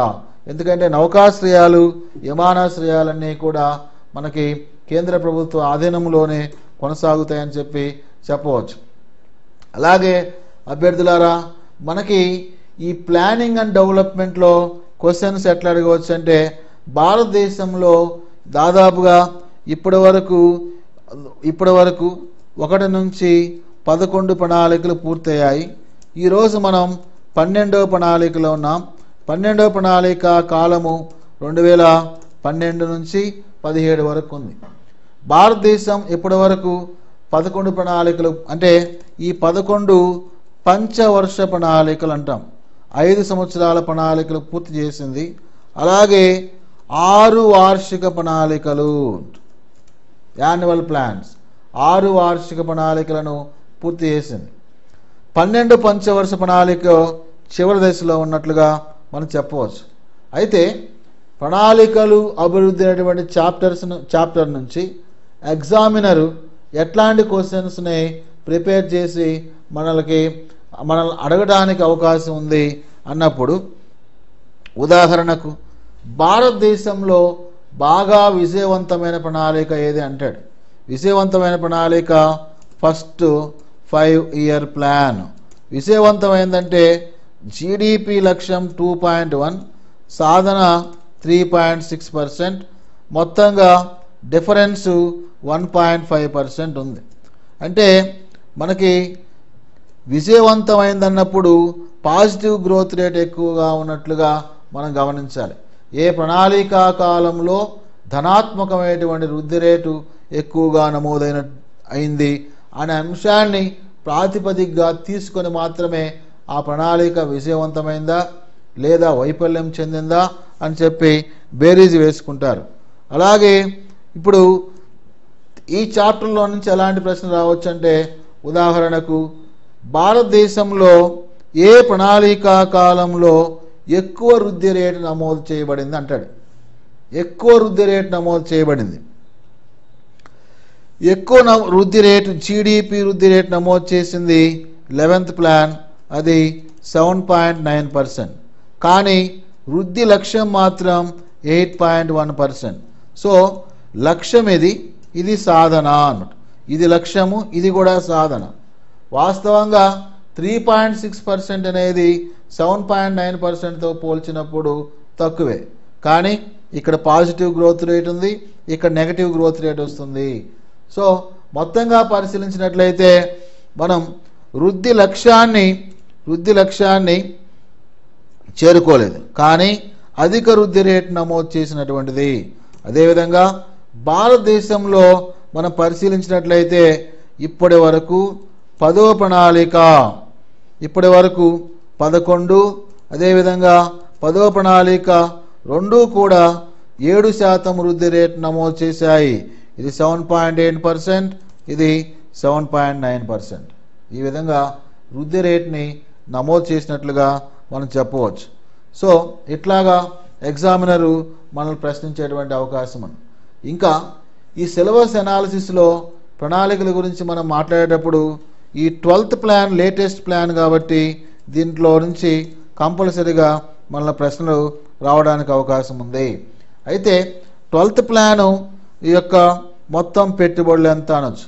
భారతదేశంలో 12వ పంచవర్ష ప్రణాళిక మొత్తం పెట్టుబడులు 36,69,807 కోట్ల రూపాయలు ఖర్చు పెట్టాలి. ఏ పీరియడ్ మధ్య ఖర్చు పెట్టాలి? 2012 నుంచి 17 మధ్య మాత్రమే ఇంత అమౌంట్ని ఖర్చు పెట్టాలి. వాస్తవంగా భారతదేశంలో ఫస్ట్ 5-year ప్లాన్లో 1960 crores మాత్రమే పెట్టుబడి ఉంది. ఇది ఫస్ట్ 5-year ప్లాన్లో. అంటే మొదటి ప్రణాళిక నుంచి 12వ పంచవర్ష ప్రణాళిక పెట్టుబడులు పోల్చినప్పుడు అనేక రెట్లు వ్యత్యాసం ఉన్నట్లుగా మనం గమనించాలి. అంటే అంతమేర ఆర్థిక పరిపుష్టి, ఆర్థిక సంపద, పెట్టుబడుల కల్పన పెరిగినట్లుగా మనం భావించవలసినటువంటి అవసరం ఉంది. అలాగే డియర్ యాస్పిరెంట్స్, మనం ఇంకా 11th ప్లాన్లో ఎక్స్పెక్టెడ్ క్వశ్చన్స్ ఎట్లా ఉండవచ్చు. అలాగే మనకి 11th ప్లాన్లో ఎక్స్పెక్టెడ్ క్వశ్చన్ ఏంటి? ఇది 12th ప్లాన్. 11th ప్లాన్లో పెట్టుబడులు ఎంత అంటాడు. 11th ప్లాన్లో అప్పట్లో అనుకున్నటువంటి పెట్టుబడులు 36,44,718 కోట్లు అప్పట్లో మనం అనుకున్నటువంటి పెట్టుబడులు ఎస్టిమేటెడ్. కానీ ప్రణాళిక చివరి నాటికి అయినటువంటి పెట్టుబడి 35,82,767 కోట్ల రూపాయలు. 765 అంటే ఇది అయింది వాస్తవిక వ్యయము. ఇది అంచనా వేయబడినటువంటి వ్యయము. ఇది అంచనా వేశాము, ఇది వాస్తవికంగా ఎంత అయినో తెలుస్తుంది. అలాగే మనకి 12వ పంచవర్ష ప్రణాళికకు సంబంధించినటువంటి కొన్ని లక్ష్యాలను కూడా ఎగ్జామినరు అడగడానికి అవకాశం ఉంది. 12వ పంచవర్ష ప్రణాళిక ఏ లక్ష్యాలతో ముందుకు వచ్చింది అన్నప్పుడు 12వ పంచవర్ష ప్రణాళిక మొత్తం లక్ష్యాలు 25. ఈ లక్ష్యాలని ఒకసారి మనం పరిశీలించినట్లయితే వార్షిక జీడిపి వృద్ధి రేటు 8% సాధించాలి. అలాగే agriculture growth rate 5%, agriculture growth rate మనకి 4% మాత్రమే సాధించాలి. అగ్రికల్చర్ గ్రోత్ రేట్ 4% సాధించాలి. అలాగే మనకి ఉత్పాదకత రంగం అంటారు, మ్యానుఫ్యాక్చరింగ్ సెక్టార్ గ్రోత్ రేటు 10% సాధించాలి. అవస్థాపన సౌకర్యాలు ఇన్ఫ్రాస్ట్రక్చర్లో పెట్టుబడులు మనకి 9% రావాలి. అలాగే 103 మిలియన్ హెక్టార్లకు అదనంగా నీటి వసతిని కల్పించాలి. అలాగే 30,000 మెగావాట్ల విద్యుత్ ఉత్పత్తిని చేయాలి. సో జీడిపి వృద్ధి రేటుని 8% అంటే వార్షిక సగటు జీడిపి వృద్ధి రేటు మనం ఎంత సాధించాలి? 8% సాధించాలి. వ్యవసాయ రంగంలో వార్షిక వృద్ధి రేటు ఎంత సాధించాలి? 4% సాధించాలి. ఉత్పాదకత రంగం మ్యానుఫ్యాక్చరింగ్ సెక్టార్లో ఎంత శాతం సాధించాలి? 10% సాధించాలి. అవస్థాపన సౌకర్యాల్లో ఎంత శాతం వృద్ధి రేటు సాధించాలి? 9% సాధించాలి. 103 మిలియన్ హెక్టార్లకు నీటి వసతిని కల్పించాలి. అలాగే 30,000 మెగావాట్ల అదనపు విద్యుత్ సౌకర్యాన్ని కల్పించాలి. ఇంకా మిగతా అంశాలు పరిశీలించినట్లయితే 90% ప్రజలకు బ్యాంక్ అకౌంట్లను ఏర్పాటు చేయాలి. ఈ ఆల్రెడీ 100% మనం చేరుకున్నాం జన్ధన్ యోజన కింద. అలాగే 70% టెలిఫోన్ డెన్సిటీ సాధించాలి. ఈ 2 లక్ష్యాలు కూడా ఇప్పుడు చేరుకున్నాం. ఇది కాస్త 76% టెలిఫోన్ డెన్సిటీ. సో అలాగే భారతదేశంలో మనకి ఈ 12వ పంచవర్ష ప్రణాళికకు సంబంధించినటువంటి మిగతా లక్ష్యాలను కనుక పరిశీలించినట్లయితే పుట్టుక రేటు, దీన్నే టిఎఫ్ఆర్ అంటారు. పుట్టుక రేటు టిఎఫ్ఆర్ 2.1% సాధించాలి. అలాగే స్త్రీ పురుష నిష్పత్తి, దీన్నే చైల్డ్ సెక్స్ రేషియో అంటారు. 0 to 6 years ఉన్నటువంటి బాలబాలికల నిష్పత్తి ఎంత సాధించాలి? 950. ఎంతమందికి? 1000 మంది బాలురు. వీళ్ళు బాయ్స్, వీళ్ళు గర్ల్స్. వాస్తవంగా ఇప్పుడు 1000 మంది బాయ్స్కి ఎంతమంది ఉన్నారు? గర్ల్స్ కేవలం 918. సో 918 మాత్రమే గర్ల్స్ ఉన్నారు 1000 మంది బాయ్స్కి. ఇది ఎక్కడి నుంచి పెంచాలి? మనం ఎక్కడి వరకు పెంచాలి? 918 నుంచి 950కి పెంచాల్సినటువంటి లక్ష్యం ఉంది. అలాగే భారతదేశంలో ఇన్ఫాంట్ మోర్టాలిటీ రేట్ అంటాం. ఇన్ఫాంట్ మోర్టాలిటీ రేట్ అంటే 0 to 1 year లోపు ఉన్నటువంటి పిల్లలు ఎవరైతే ఉన్నారో 1000 మంది పుడితే మోర్టాలిటీ రేట్ ఎంతమంది చనిపోతున్నారు? 40 మంది చనిపోతున్నారు. సంవత్సరంలో పిల్లలు 1000 మంది పుడితే 40 మంది చనిపోతున్నారు. ఐఎంఆర్ దేని తెలుపుతుంది అన్నాడు ఎగ్జామినేషన్లో ఇంతకుముందు.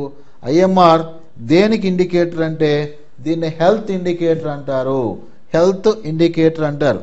ఐఎంఆర్ ద్వారా మనం ఒక దేశం ఆ దేశ ప్రజలకు ఏ విధంగా ఆరోగ్య సంరక్షణ కోసం బడ్జెట్ కేటాయిస్తుంది, ఆరోగ్య సంరక్షణ చర్యలు తీసుకుంటుందో దాని ఫలితాలు ఏ విధంగా ప్రజలకు అందుతున్నాయో తీరుతెన్నులు తెలుసుకోవచ్చు. దేని ద్వారా తెలుసుకోవచ్చు? ఐఎంఆర్ ద్వారా తెలుసుకోవచ్చు. ఇదే ఇన్ఫాంట్ మోర్టాలిటీ రేట్. అయితే 12వ పంచవర్ష ప్రణాళిక యొక్క ఇన్ఫాంట్ మోర్టాలిటీ రేటు లక్ష్యాన్ని పరిశీలించినట్లయితే ఏంది లక్ష్యము? ఇక్కడ ఇది ప్రస్తుతం 40 ఉంది 1000కి, దీన్ని మనం 25కు తగ్గించాలి, 25 మరణాలకు తగ్గించాలి 40 మరణాల నుంచి. ఇదంతా కూడా మనకి 12వ పంచవర్షాలకు సంబంధించినటువంటి అంశాలుగా మనం తెలుసుకోవచ్చు. అలాగే అభ్యర్థులారా, మిగతా యూనిట్స్ గురించి కూడా మనం కొన్ని అంశాలను తెలుసుకుందాం. మిగతా అంశాలంటే ఫర్ ఎగ్జాంపుల్ బడ్జెట్ ఉందనుకోండి. బడ్జెట్, దీన్ని వార్షిక బడ్జెట్ అంటారు. ప్రతి సంవత్సరం ప్రవేశపెడతారు. భారతదేశంలో మొట్టమొదటి బడ్జెట్ 1860లో వచ్చింది. భారతదేశంలో మొట్టమొదటి బడ్జెట్ 1860లో వచ్చింది. ఎవరు ప్రవేశపెట్టారు? జేమ్స్ విల్సన్ ప్రవేశపెట్టాడు. జేమ్స్ విల్సన్ భారతదేశంలో మొట్టమొదటి బడ్జెట్ని ప్రవేశపెట్టినట్లుగా మనం తెలుసుకోవచ్చు. అయితే ఇప్పటి వరకు భారతదేశంలో అంటే అప్పట్లో వార్షికంగా ప్రవేశపెట్టేవాళ్ళు కాదు. రాను రాను 1881 నుంచి వార్షిక బడ్జెట్ ప్రవేశపెడుతూ వచ్చారు. భారతదేశంలో 1947-48 కాలానికి షణ్ముఖన్ శెట్టి బడ్జెట్ ప్రవేశపెట్టినట్లుగా భారతదేశంలో ఇది మొట్టమొదటి స్వతంత్ర బడ్జెట్గా కూడా మనం గమనించాలి. అయితే 2015-16 బడ్జెట్ 85వ బడ్జెట్టు, 2016-17 బడ్జెట్ 86వ బడ్జెట్. ఇది 85-86 బడ్జెట్ కంటే లేటెస్ట్ బడ్జెట్తో కలుపుకొని భారతదేశం ఇప్పటికి 86 బడ్జెట్లు ప్రవేశపెట్టింది. ఈ వార్షికంగా ప్రవేశపెట్టిన బడ్జెట్లు లేదా ప్రభుత్వాలు మారినప్పుడు మధ్యంతరంగా ప్రవేశపెట్టినటువంటి బడ్జెట్లుగా కూడా మనం గమనించవచ్చు. అయితే ఎగ్జామినేషన్లో ఎలాంటి క్వశ్చన్స్ రావచ్చు అంటే ఈ బడ్జెట్కి సంబంధించి ఫర్ ఎగ్జాంపుల్ భారతదేశంలో 2016-17 సంబంధించి బడ్జెట్ పరిమాణం అంటాడు. దాదాపుగా ఇది 19 లక్షల కోట్ల రూపాయలు ప్రవేశపెట్టారు. అరుణ్ జైట్లీ ఇది 3వ బడ్జెట్, అంటే NDA 2 గవర్నమెంట్కి ఇది 3వ బడ్జెట్గా కూడా మనం చెప్పవచ్చు. అయితే ఈ బడ్జెట్లో మనం ఎట్లా గమనించవచ్చు అంటే ఎగ్జామినరు అడగడానికి అవకాశం ఉంది. ఏంటంటే ఈ బడ్జెట్లో ఫిజికల్ డెఫిసిట్ ఎంత అంటాడు. ఫిజికల్ డెఫిసిట్ని మనం తెలుగులో కోశ లోటు అంటాం. అంటే ఫిజికల్ డెఫిసిట్ FD అంటారు. కోశ లోటు అంటే ఏంది? ఈ 16-17లో భారతదేశంలో మొత్తము ఖర్చు ఎంత ఉంది, మొత్తము రాబడి ఎంత ఉందో మధ్య వ్యత్యాసాన్ని చెప్పడాన్నే కోశ లోటు అంటారు.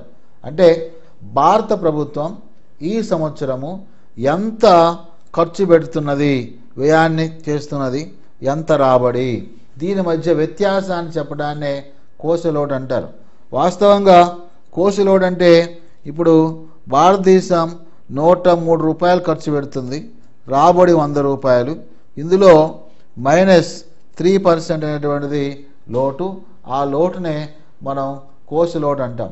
అంటే ఇది రాబడికి అంటే చేసే వ్యయానికి మరియు రాబడికి మధ్య ఉన్నటువంటి వ్యత్యాసాన్ని తెలుపుతుంది.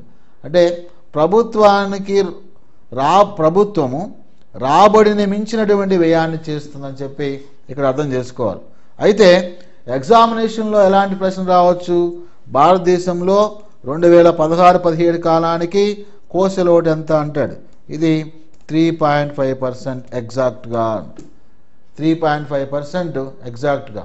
అంటే ఖర్చు అదనంగా 3.5 ఖర్చు పెడుతున్నాం, రాబడి మాత్రం 100 రూపాయలే.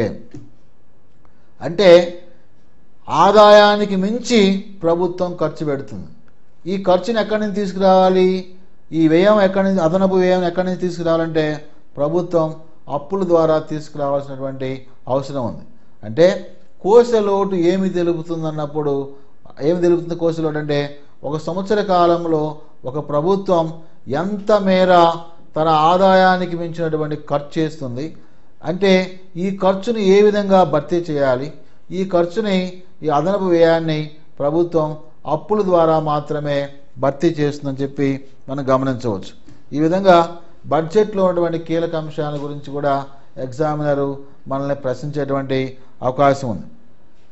అలాగే భారత ఆర్థిక వ్యవస్థలో మనకి వృద్ధి అభివృద్ధి అనేటువంటి ఒక చాప్టర్ కూడా ఉంది. వృద్ధి అభివృద్ధి అనేటువంటి మరొక చాప్టర్ ఉంది. వృద్ధి అభివృద్ధి అనే చాప్టర్ని ఒకసారి మనం పరిశీలించినట్లయితే వృద్ధి అంటే ఏంది? కేవలం శారీరక పెరుగుదల అంటారు. అభివృద్ధి అంటే ఏంది? శారీరక పెరుగుదల ప్లస్ మానసిక వికాసము. అంటే ఒక వ్యక్తి పుట్టినప్పటి నుంచి శారీరకంగా పెరుగుతూ ఉంటే దాన్ని వృద్ధిగా మనం చెప్పుకుంటాము. దీన్ని ఇంగ్లీష్లో గ్రోత్ అంటాం. ఉదాహరణకు భారతదేశంలో 1950-51 కాలంలో ఆహార ధాన్యాల ఉత్పత్తి 50.8 మిలియన్ టన్స్.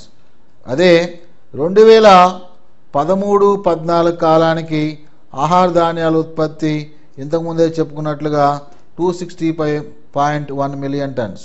అంటే దాదాపుగా 60 సంవత్సరాల కాలం, 6 దశాబ్దాల కాలంలో భారతదేశంలో ఆహార ధాన్యాల ఉత్పత్తి అనేక రెట్లు పెరిగినట్లుగా తెలుస్తుంది.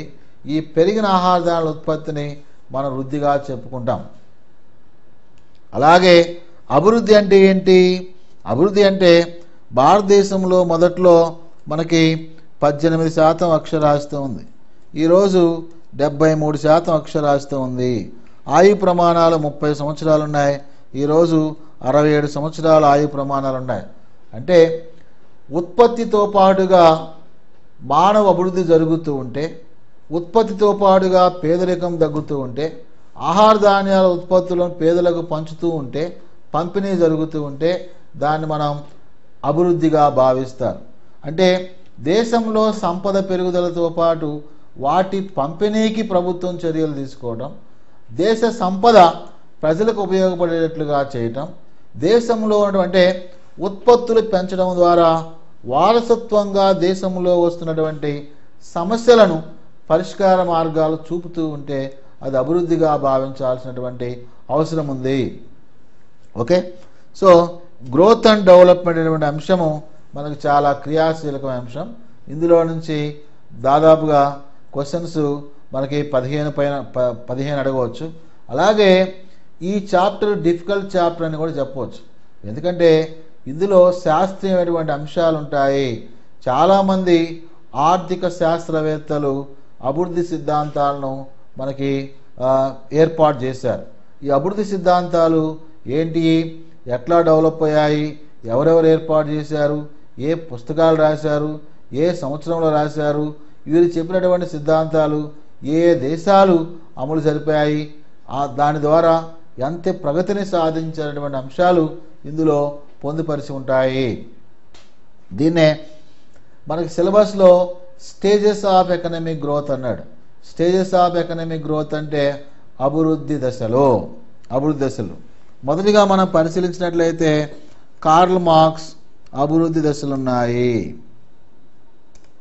కార్ల్ మార్క్స్ ప్రపంచంలో మొదటి మేధావిగా చెప్పుకుంటారు. ఇతను ఒక సోషల్ సైంటిస్ట్. అయితే ఇతను రాసినటువంటి గ్రంథాలు, చెప్పినటువంటి విషయాలు, పరిశోధన ఆర్థిక శాస్త్రంలోనే కాకుండా మిగతా శాస్త్రాల్లో ఎంతో ఆలోచనను రేకెత్తించాయి. ఒక వ్యక్తి రాసినటువంటి గ్రంథం ద్వారా చాలామంది ప్రజలు సంఘటితమయ్యారు. ప్రజలు, ప్రభుత్వాలు తమ విధానాలను మార్చుకోవడానికి ప్రయత్నించాయి. సో ఒక వ్యక్తి రాసినటువంటి గ్రంథం చాలామంది ప్రజలను ఆలోచనలో పడవేసింది, ఒక తార్కికవాదం వైపు నడిపించిందని చెప్పి మనం చెప్పవచ్చు. ఆ కాలంలో ప్రపంచంలో ఎక్కువగా అమ్ముడేటువంటి గ్రంథం ది క్యాపిటల్. దీన్ని జర్మనీ భాషలో దాస్ క్యాపిటల్ అంటారు. ఎందుకంటే కార్ల్ మార్క్స్ రచనలన్నీ కూడా ఎక్కువగా జర్మనీ భాషలోనే కొనసాగుతాయి. ఎందుకంటే కార్ల్ మార్క్స్ జర్మనీ దేశానికి చెందినవాడు. సో ఇతను రాసినటువంటి గ్రంథం ది క్యాపిటల్ ఎక్కువగా అమ్ముడేటువంటి గ్రంథంగా కూడా మనం చెప్పవచ్చు. కార్ల్ మార్క్స్ అప్పటికే విశృంఖలంగా కొనసాగుతున్నటువంటి ఒక పెట్టుబడిదారీ దోపిడీతనాన్ని ఇతను పూర్తిగా విమర్శించాడు.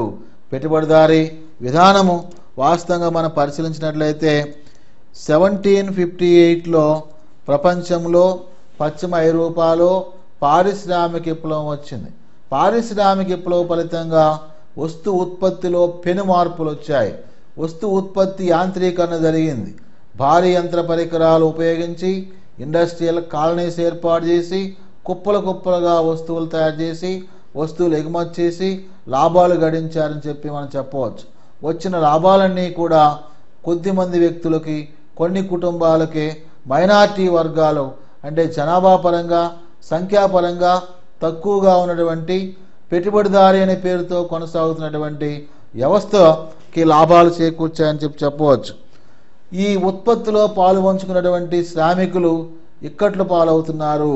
ఎక్కువగా పని గంటలు ఉండటం, సమాజంలో సామాజిక జీవనాన్ని గడపలేకపోవడం, యంత్రాలుగా కొనసాగటం, దోపిడీకి గురవటం, తక్కువ వేతనాలు కలిగి ఉండటం, ఇవన్నీ కూడా పెట్టుబడిదారుడు కార్మికులను వెదలకు గురి చేశారని చెప్పి కార్ల్ మార్క్స్ వాపోయాడు.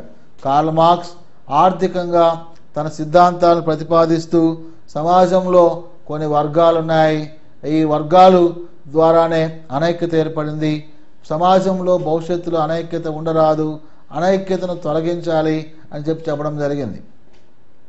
కార్ల్ మార్క్స్ ఏం చెప్తాడంటే ఆర్థిక శక్తి మిగతా శక్తులను ప్రభావితం చేస్తుంది అన్నాడు. ఇతని మీద చాలా ప్రశ్నలు వచ్చాయి. ఏ శక్తి ప్రధానమైంది అన్నాడు. ఆ కార్ల్ మార్క్స్ ప్రధానమైనటువంటిది దేనికి ఇంపార్టెన్స్ ఇచ్చారంటే ఆర్థిక వ్యవస్థకు ఇంపార్టెన్స్ ఇచ్చారు, ఎకానమీకి ఇంపార్టెన్స్ ఇచ్చాడు. సో ఆర్థికంగా ఎవరైతే ధనాన్ని కలిగి ఉంటారో, యంత్రాలు కలిగి ఉంటారో, భూములు కలిగి ఉంటారో వారు మాత్రమే మిగతా అధికారాలకు దగ్గరగా ఉంటారు అని చెప్పడం జరిగింది. అంటే ఆర్థిక అధికారాలు కలిగిన వారు సమాజంలో రాజకీయ అధికారాన్ని చెలాయిస్తారు, మిగతా సామాజిక అంశాలను కూడా ప్రభావితం చేస్తారు, సమాజంలో వారికి ఉన్నత స్థానం ఉంటుందని చెప్పడం జరిగింది. కార్ల్ మార్క్స్ ప్రకారం మనకి అనేక వర్గాలు ఉన్నాయి, వర్గరహిత సమాజం కావాలంటాడు. కార్ల్ మార్క్స్ ప్రకారం 2 వర్గాలు ఉన్నాయి. మొదటిగా అప్పర్ క్లాస్ ఉంది, రెండోది లోయర్ క్లాస్ ఉంది. అప్పర్ క్లాస్ వాళ్ళు ఎవరు? పెట్టుబడిదారులు. లోయర్ క్లాస్ వాళ్ళు ఎవరు? శ్రామికులు.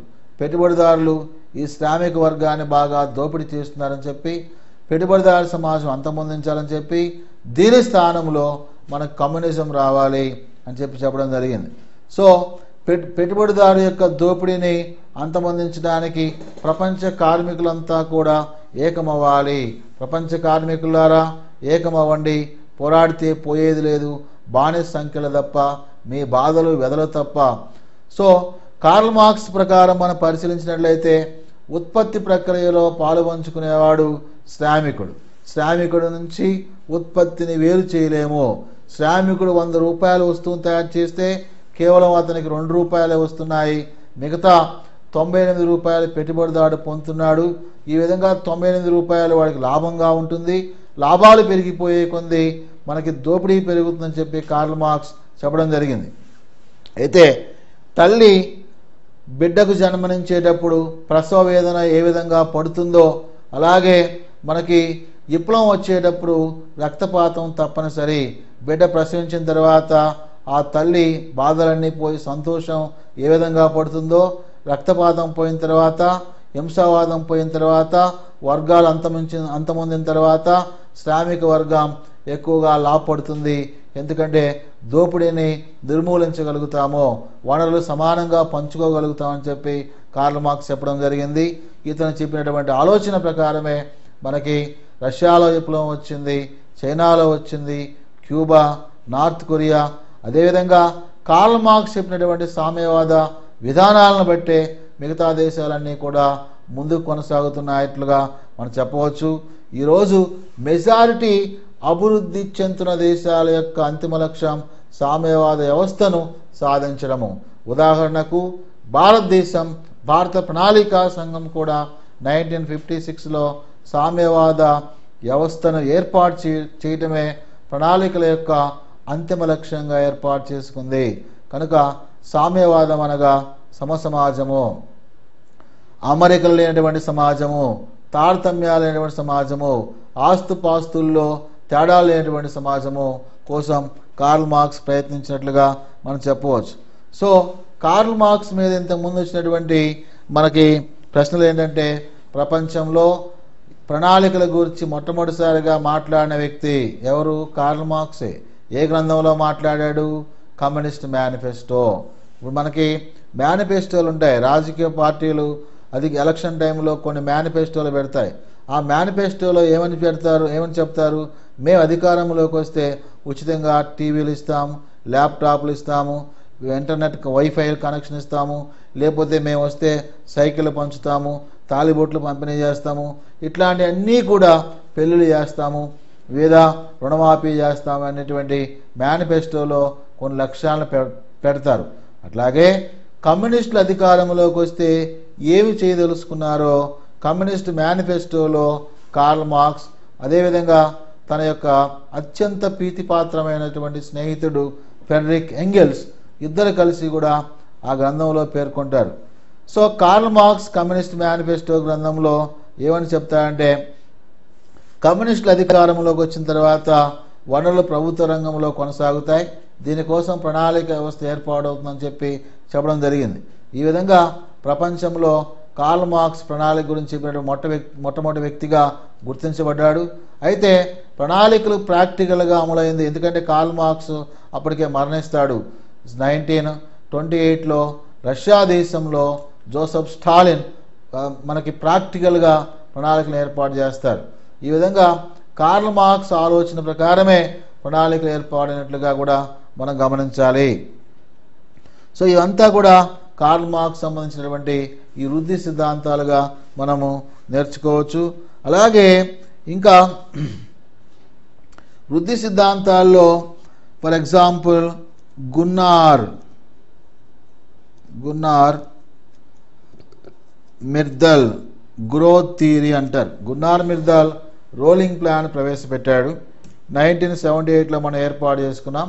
రోలింగ్ ప్లాన్ ముఖ్య అనేటువంటి ప్రణాళికగా కూడా చెప్పవచ్చు. గున్నార్ మిర్దల్ వృద్ధి సిద్ధాంతం ఏంటంటే, ఇతను ముఖ్యంగా కొన్ని దేశాలు వెనకబాటుతనానికి ఆయా దేశాల్లో ఉన్నటువంటి ప్రాంతీయ అసమానతలు ముఖ్యం అన్నాడు. ప్రాంతీయ అసమానతలు ముఖ్యం అన్నాడు.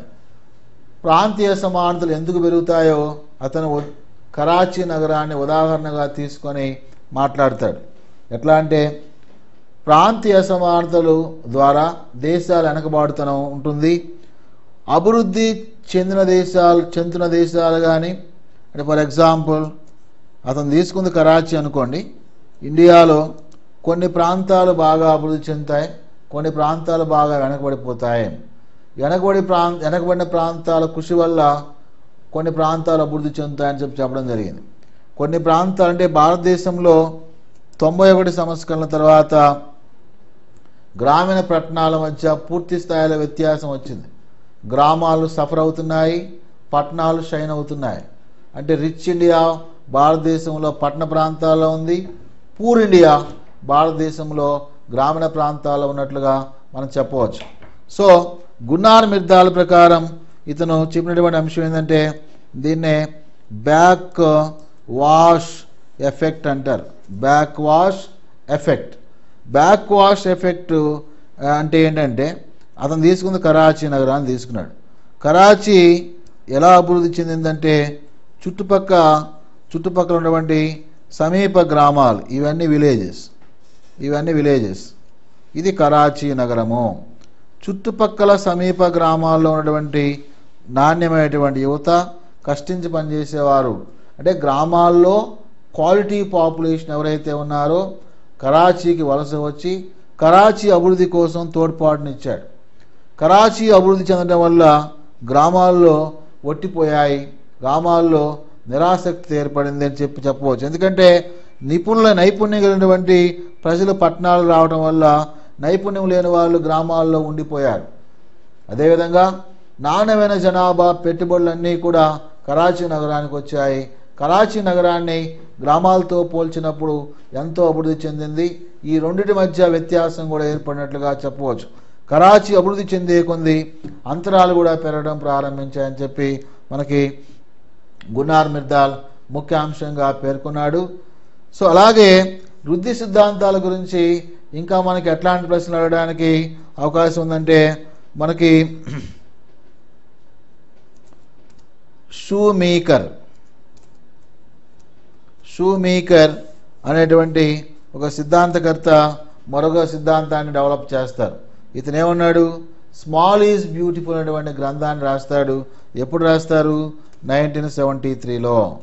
అభివృద్ధి చెందుతున్న దేశాలకు ఇది బాగా ఉపయుక్తంగా ఉంటుందని చెప్పడం జరిగింది. వాస్తవంగా 1972లో మనకి పర్యావరణ సదస్సు జరిగింది. ఆ సదస్సులో అప్రతిహాతంగా వనరుల కొల్లగొట్టడం ఆపాలి, భవిష్యత్తులో మనిషి అనేవాడికి భవిష్యత్తులో చాలా ఇబ్బందులు ఎదురవుతాయి, పర్యావరణ సమస్యలు వస్తాయని చెప్పడం జరిగింది. వాస్తవంగా ఒక పరిశ్రమ ఏర్పాటవడం ద్వారా కాలుష్యం వెదజల్లుతుంది, తద్వారా మిగతా ప్రాంతాల్లో అభివృద్ధికి అంటే కుంటుపడుతుందని చెప్పడం జరిగింది. అంటే షూమేకర్ అనేటువంటి అర్థశాస్త్రవేత్త మొట్టమొదటిసారిగా ఏం చెప్పాడంటే వనరుల వినియోగానికి కూడా పరిమితి ఉంటుంది. వనరులు విచ్చలవిడిగా వినియోగించుకుంటూ పోయినట్లయితే భవిష్యత్తు ప్రశ్నార్థంగా అవుతుంది. ప్రకృతిలో కేవలం మానవుడే లేడు, మానవుడితో పాటు ఇతర జీవులు కూడా ఉన్నాయి. లెట్ లివ్గా ఉండాలి, బతకండి బతకనివ్వండి అనేటువంటి సూత్రాన్ని ప్రాతిపదికగా తన సిద్ధాంతాలను ముందుకు తీసుకొచ్చినట్లుగా మనం చెప్పాలి. షూమేకర్ ఏం చెప్తారంటే మనకి వృద్ధి పెరిగే కొంది పర్యావరణాన్ని సంరక్షించాలి. దీన్నే మనం గ్రీన్ జీడిపి అంటారు. జీడిపి అంటే వార్షిక ఆదాయము, గ్రాస్ డొమెస్టిక్ ప్రోడక్ట్. ఉత్పత్తులు పెరిగే కొంది కూడా, సంపద పెరిగే కొంది కూడా పర్యావరణాన్ని సంరక్షించాలి, పచ్చదనాన్ని కాపాడాలని చెప్పడం జరిగింది. ఇదే విషయాన్ని మనం సస్టైనబిలిటీగా కూడా చెప్పుకోవచ్చు. సస్టైనబిలిటీ అంటే పర్యావరణాన్ని పరిరక్షించడం, అలాగే వనరులను పొదుపు చేసి మిగతా తరాల వారికి ఆదా చేయటంగా చెప్పవచ్చు. అలాగే అభ్యర్థులారా, షూమేకర్ ఏమన్నాడంటే స్మాల్ ఈజ్ బ్యూటిఫుల్ అటువంటి గ్రంథాన్ని రాశారు. స్మాల్ ఈజ్ బ్యూటిఫుల్ అంటే ఏంటంటే చిన్న పరిశ్రమలు ముద్దు, పెద్ద పరిశ్రమలు వద్దు అని చెప్పడం జరిగింది. అంటే చిన్నతరహా పరిశ్రమల వల్ల ఉపాధి పెరుగుతుంది, ఈ పరిశ్రమలు ఎక్కువగా యంత్రాలు వాడుకోరు, కాలుష్యం తగ్గుతుంది, అదేవిధంగా ప్రజలకు కూడా ఉపయుక్తంగా ఉంటుందని చెప్పడం జరిగింది. వాస్తవంగా ప్రపంచం మొత్తం మీద చిన్న తరహా పరిశ్రమలకు, కుటీర పరిశ్రమలకు పుట్టినిల్లుగా ఉన్నటువంటి దేశం భారతదేశం. అయితే బ్రిటిష్ వారి వలసవాద విధానాలు, 150 సంవత్సరాల సుదీర్ఘ బ్రిటిష్ పరిపాలనా కాలం, అప్పటికే ఉన్నటువంటి ప్రారంభమైనటువంటి పారిశ్రామిక విప్లవం ఫలితంగా మనకి పూర్తి స్థాయిలో వస్తు ఉత్పత్తి యాంత్రీకరణ జరిగింది. బ్రిటిష్ వారు భారీ పరిశ్రమలకు ఎక్కువగా ప్రాధాన్యత ఇచ్చారు. గ్రామీణ, చిన్న తరహా, కుటీర పరిశ్రమలు ఈ విధంగా సన్నగిలిపోయాయి, ప్రాధాన్యత తగ్గిపోయింది అని చెప్పవచ్చు. అంటే బ్రిటిష్ వారి కాలంలో భారతదేశ చిన్న తరహా పరిశ్రమలు కుంటుబడ్డాయి. ఈ విధంగా గ్రామీణ ఉపాధి సన్నగిల్లిందని కూడా చెప్పవచ్చు. అయితే భారతదేశంలో చిన్న తరహా కుటీర పరిశ్రమలు వాటి యొక్క బలం తగ్గినప్పటికీ ఈరోజు ప్రపంచం మొత్తం మీద ఈ పరిశ్రమలు బలంగా ఉన్నటువంటి దేశం చైనాగా చెప్పవచ్చు. చైనా 136 కోట్ల మంది జనాభా ఉన్నప్పటికీ నిరుద్యోగ సమస్య లేకుండా ఎలా కొనసాగుతుందంటే ఆ దేశంలో మైక్రో యూనిట్స్, చిన్నతరహా పరిశ్రమల ద్వారా ఎక్కువ మందికి ఉపాధి కల్పించడం జరిగిందని మనం తెలుసుకోవచ్చు. షూమేకర్ ప్రధానంగా చెప్పినటువంటి సిద్ధాంతం ఏంటంటే కాలుష్యాన్ని నివారించాలి, పర్యావరణాన్ని సంరక్షించాలి. సో మనిషి ఉత్పత్తి చేసుకుంటూ పోతే ఒక స్థాయి వరకు ఎదుగుతాడు, కానీ తర్వాత ఎదుగుదల చూసేది అతనే, పతనం అయ్యేది కూడా అతనే అని చెప్పడం జరిగింది. గ్రీన్ జీడిపికి ప్రాధాన్యత ఇచ్చాడు. చిన్నతరహా పరిశ్రమల ద్వారా కాలుష్యాన్ని తగ్గించవచ్చు, యంత్రాల వాడకం తగ్గించవచ్చు, ఉపాధిని కూడా పెంచుకోవచ్చు, ఎగుమతులు పెంచుకోవచ్చు అని ఇతను ప్రతిపాదించడం జరిగింది. సో ఇవన్నీ కూడా అభ్యర్థులారా మనకి ఇండియన్ ఎకానమీకి సంబంధించినటువంటి ముఖ్య అంశాలుగా మనం గమనించాలి. అయితే యాస్పిరెంట్స్ కొద్దిసేపు మనం ఏపీ ఎకానమీ గురించి ముఖ్య అంశాలు తెలుసుకుందాము. ఏపీ ఎకానమీ అంటే ఒక 13 జిల్లాల ఎకానమీకి సంబంధించి అని చెప్పవచ్చు. So AP state reorganisation act 2014 ద్వారా మనకి 2 రాష్ట్రాలు విడగొట్టారు. 23 జిల్లాల్లో 10 జిల్లాలు ఒక రాష్ట్రంగా, 29వ రాష్ట్రం తెలంగాణ రాష్ట్రంగా, అలాగే 13 జిల్లాలతో అవశేష ఆంధ్రప్రదేశ్ను ఉంచారు. అలాగే మన ముఖ్యమంత్రి అన్నట్లుగా మన రాష్ట్రం 2 సంవత్సరాల ఒక పాప ఏ విధంగా తల్లిదండ్రులు చూసుకుంటారు కుటుంబంలో, అలాగా రాష్ట్రం యొక్క అంశాలను, రాష్ట్రం యొక్క అభివృద్ధిని మనం ముందు చూసుకుంటూ పోవాలి అని చెప్పి ముఖ్యమంత్రి చెప్పడం జరిగింది. ఏపీని ఈరోజు సన్ రైజ్ స్టేట్ ఆఫ్ ఇండియాగా చెప్తారు, సన్ రైజ్ స్టేట్ ఆఫ్ ఇండియాగా చెప్పుకుంటారు. అదేవిధంగా ఆంధ్రప్రదేశ్ ప్రభుత్వం ఉమ్మడి రాష్ట్రంలోనే 1919లో విజన్ 2020 ఏర్పాటు చేసుకుంది. అంటే 2020 కల్లా మనం ఏమేమి లక్ష్యాలు సాధించాలో 99లోనే రాసుకున్నాము. అట్లాంటి విజన్ పరంపర ఇప్పుడు కొనసాగుతున్నట్లుగా మనం చెప్పవచ్చు. ముఖ్యమంత్రి అధికారంలో రాగానే సుదీర్ఘ లక్ష్యాలను ఏర్పాటు చేసుకున్నారు. అందులో భాగంగా 2022 నాటికి మనం ఆంధ్రప్రదేశ్ మొదటి 3 రాష్ట్రాల్లో ఒకటిగా ఉండాలి. 2029 నాటికి ఆంధ్రప్రదేశ్ మొదటి స్థానంలో ఉండాలి. 2050 నాటికి ఆంధ్రప్రదేశ్ ప్రపంచ పెట్టుబడులకు గమ్యస్థానంగా ఉండాలని చెప్పడం జరిగింది. ప్రపంచ పెట్టుబడులకు గమ్యస్థానంగా ఉండాలని చెప్పడం జరిగింది. సో మొత్తంగా పరిశీలించినట్లయితే మొదటి 3 స్థానాల్లో 2022 వరకు, మొదటి స్థానంలో 2029 నాటికి మనకు ఆంధ్రప్రదేశ్ కొనసాగాలని చెప్పడం జరిగింది. అలాగే మనకు ఏపీ ఎకానమీకి సంబంధించి ప్రశ్నలు అడిగేటువంటి పరిస్థితి ఎట్లా రావచ్చు అనే అంశాలని తెలుసుకోబోయే ముందు ఆంధ్రప్రదేశ్ యొక్క వైశాల్యాన్ని మనం పరిశీలించినట్లయితే 162,760 స్క్వేర్ కిలోమీటర్స్ ఉన్నాయి. ఇందులో 38% సాగుయోగ్యమైన భూములు ఉన్నాయి, 22% అడవులు ఉన్నట్లుగా మనం చెప్పవచ్చు. 38% సాగుయోగ్యమైనటువంటి భూమి ఉంది. అలాగే మన రాష్ట్రంలో దాదాపుగా 4.95 కోట్ల మంది ప్రజలు ఉన్నారు. రాష్ట్రంలో మన ముఖ్యమంత్రి అన్నట్లుగా 5 కోట్ల జనాభా అంటే కరెక్ట్గా 2011 ప్రకారం 4.95 కోట్ల మంది ప్రజలున్నారు. అలాగే రాష్ట్రంలో 50.2% పురుషులు ఉన్నట్లుగా చెప్పవచ్చు, మిగతా వాళ్ళు స్త్రీలు. అలాగే మన రాష్ట్రం యొక్క ఆర్థిక నిర్మాణము అంశాలు పరిశీలించినట్లయితే రాష్ట్రంలో అక్షరాస్యత 67.35% ఉంది.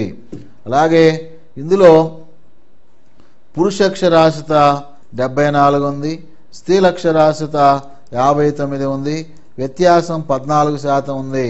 అంటే మిగతా పాయింట్స్ వస్తాయనుకోండి. సో దీన్ని జెండర్ గ్యాప్ అని కూడా అనవచ్చు. ఇది పురుష అక్షరాస్యత, స్త్రీ అక్షరాస్యతగా చెప్పవచ్చు. అలాగే ఏపీ ఎకానమీకి సంబంధించి ప్రశ్నల సరళి ఏ విధంగా ఉంటుందో ఒకసారి పరిశీలిద్దాం. ఉదాహరణకు ఏపీ 2 సంవత్సరాల పాప అయినప్పటికీ ఏపీ ఎకానమీ మనం పరిశీలించినట్లయితే 2014-15 కాలానికి సంబంధించి ఏపీ చాలా అంశాల్లో ముందు వరుసలో ఉంది. ఫర్ ఎగ్జాంపుల్ మనం పపాయాలో మొదటి స్థానంలో ఉన్నాము, పపాయా ఉత్పత్తిలో ముందు స్థానంలో ఉన్నాము, మైజ్ మొక్కజొన్నలో ముందు స్థానంలో ఉన్నాము, మంచినీటి చేపల ఉత్పత్తుల విలువలో ముందు వరుసలో ఉన్నాం, రొయ్యల ఉత్పత్తిలో ముందు వరుసలో ఉన్నాం, అలాగే మనం పీతల్లో ముందు వరుసలో ఉన్నాం, అలాగే మొక్కజొన్నలో ముందు వరుసలో ఉన్నాం. ఇవన్నీ కూడా ఆంధ్రప్రదేశ్ అలాగే చిల్లీస్ మిరపకాయల్లో కూడా మనం ముందు వరుసలో ఉన్నట్లుగా చెప్పుకోవాలి. సో చేపలు, పీతలు, రొయ్యలు, పపాయ, ఆయిల్ ఫామ్, మొక్కజొన్న, వీటన్నిటిలో కూడా మన రాష్ట్రం ముందు వరుసలో ఉంది. అలాగే రాష్ట్రం యొక్క రెండో స్థానాన్ని కనుక మనం పరిశీలించినట్లయితే రాష్ట్రం ఎగ్స్ ఉత్పత్తిలో రెండవ స్థానంలో ఉంది. లూజ్ ఫ్లవర్స్ అంటారు. లూజ్ ఫ్లవర్స్ అంటే విడి పువ్వుల్లో రెండవ స్థానంలో ఉంది. అలాగే రాష్ట్రం సన్ఫ్లవర్లో రెండవ స్థానంలో ఉంది. మొక్కజొన్నలో మొదటి స్థానంలో ఉంది, సన్ఫ్లవర్లో రెండవ స్థానంలో ఉంది. అలాగే గుడ్ల ఉత్పత్తిలో రెండవ స్థానంలో ఉంది, విడి పువ్వుల్లో రెండవ స్థానంలో ఉంది, సిల్క్ ఉత్పత్తిలో కూడా రెండవ స్థానంలో ఉంది, సిల్క్. అలాగే మూడో స్థానం మనం పరిశీలించినట్లయితే రాష్ట్రం రైస్ ఉత్పత్తిలో మూడో స్థానంలో ఉంది, కాటన్ ఉత్పత్తిలో మూడో స్థానంలో ఉంది. కాటన్ ఉత్పత్తిలో రాష్ట్రం మూడో స్థానంలో ఉంది. నాలుగో స్థానంలో మనం మీట్ ఉత్పత్తిలో నాలుగో స్థానంలో. ఎక్కువగా మీట్ ఉత్పత్తి జరిగేది మనకి ఎక్కడ జరుగుతుంది? మీట్ ఉత్పత్తి అంటే కర్నూలు జిల్లాలో జరుగుతుంది అన్నమాట. ఎగ్స్ ఉత్పత్తి అన్నప్పుడు ఎగ్స్లో ఏ స్థానంలో ఉన్నాం మనం? రెండవ స్థానంలో. ఎగ్స్ ఉత్పత్తి ఎక్కువగా మనకి ఈస్ట్ గోదావరిలో జరుగుతుంది ఎగ్స్ ఉత్పత్తి. మీట్. అలాగే బఫెలో పాపులేషన్, గేదెల ఉత్పత్తిలో కూడా మనం నాలుగో స్థానంలో ఉన్నట్లుగా మనం గమనించాలి. అలాగే ఆరో స్థానం పరిశీలించినట్లయితే మిల్క్ ఉత్పత్తిలో రాష్ట్రం ఆరో స్థానంలో ఉంది. మిల్క్ ఉత్పత్తిని ఎక్కువగా చేస్తున్నటువంటి జిల్లా మనం పరిశీలించినట్లయితే మనకి కృష్ణా జిల్లా మొదటి స్థానంలో ఉంది. మిల్క్ ఉత్పత్తిలో కృష్ణా జిల్లా మొదటి స్థానంలో ఉన్నట్లుగా గమనించాలి. అలాగే అభ్యర్థులారా, రాష్ట్రం 8 భౌగోళిక విస్తీర్ణంలో జాగ్రఫికల్ ఏరియాలో 8వ స్థానంలో ఉంది. అదేవిధంగా మనకి రాష్ట్రం కోస్టల్ లైన్లో సముద్ర తీర ప్రాంతంలో 2వ స్థానంలో కూడా ఉంది. సముద్ర తీర ప్రాంతం 974 కిలోమీటర్స్ ఉంది. అలాగే ఈరోజు మనకి అడవి విస్తీర్ణంలో 9వ స్థానంలో ఉంది. అడవులు 9వ స్థానంలో ఉంది. నెక్స్ట్ జనాభాలో 10వ స్థానంలో ఉన్నాం. అంటే దేశం మొత్తం మీద 100 మంది ఉంటే 4.1% మంది ఆంధ్రప్రదేశ్ నుంచి ఉన్నట్లుగా చెప్పుకోవాలి. ఇవన్నీ కూడా రాష్ట్ర ఆర్థిక వ్యవస్థకు సంబంధించినటువంటి ముఖ్యమైనటువంటి సమాచారంగా భావించాలి. అభ్యర్థులారా, రాష్ట్ర ఆర్థిక వ్యవస్థలో మనకి ఇట్లాంటి క్వశ్చన్స్ ఎగ్జామినేషన్ అవ్వడానికి పూర్తి స్థాయిలో అవకాశం ఉన్నటువంటి ప్రశ్నలుగా మనం గమనించాలి.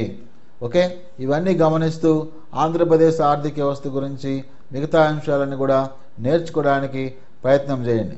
ఇంకా రాష్ట్ర ఆర్థిక వ్యవస్థకు సంబంధించి ఇంతకుముందు అడిగినటువంటి క్వశ్చన్స్ ఏంటంటే ప్రజా పంపిణీ వ్యవస్థ ద్వారా రాష్ట్రంలో పేదరికం బాగా తగ్గినట్లుగా మాంటెక్ సింగ్ ఆహ్లూవాలియా ప్రణాళికా సంఘం ఇంతకుముందు చెప్పినట్లుగా మనం గమనించాలి. దేశం మొత్తం మీద ప్రజా పంపిణీ వ్యవస్థ ద్వారా రాష్ట్రంలో ఏపీలో పేదరికం తగ్గింది. ప్రజా పంపిణీ వ్యవస్థ ద్వారా తక్కువ ధరకే వస్తువులను విక్రయించడం జరిగింది. ఈ విధంగా రాష్ట్రంలో 83 నుంచి కిలో 2 రూపాయలకు బియ్యం పథకం కొనసాగినట్లుగా చెప్పవచ్చు. అయితే ఎగ్జామినేషన్లో ప్రజా పంపిణీ వ్యవస్థ మీద ఎట్లా క్వశ్చన్స్ అడగవచ్చు అంటే, ఫర్ ఎగ్జాంపుల్ రాష్ట్రంలో మొత్తం కార్డులు ఎన్ని ఉన్నాయని అడగవచ్చు.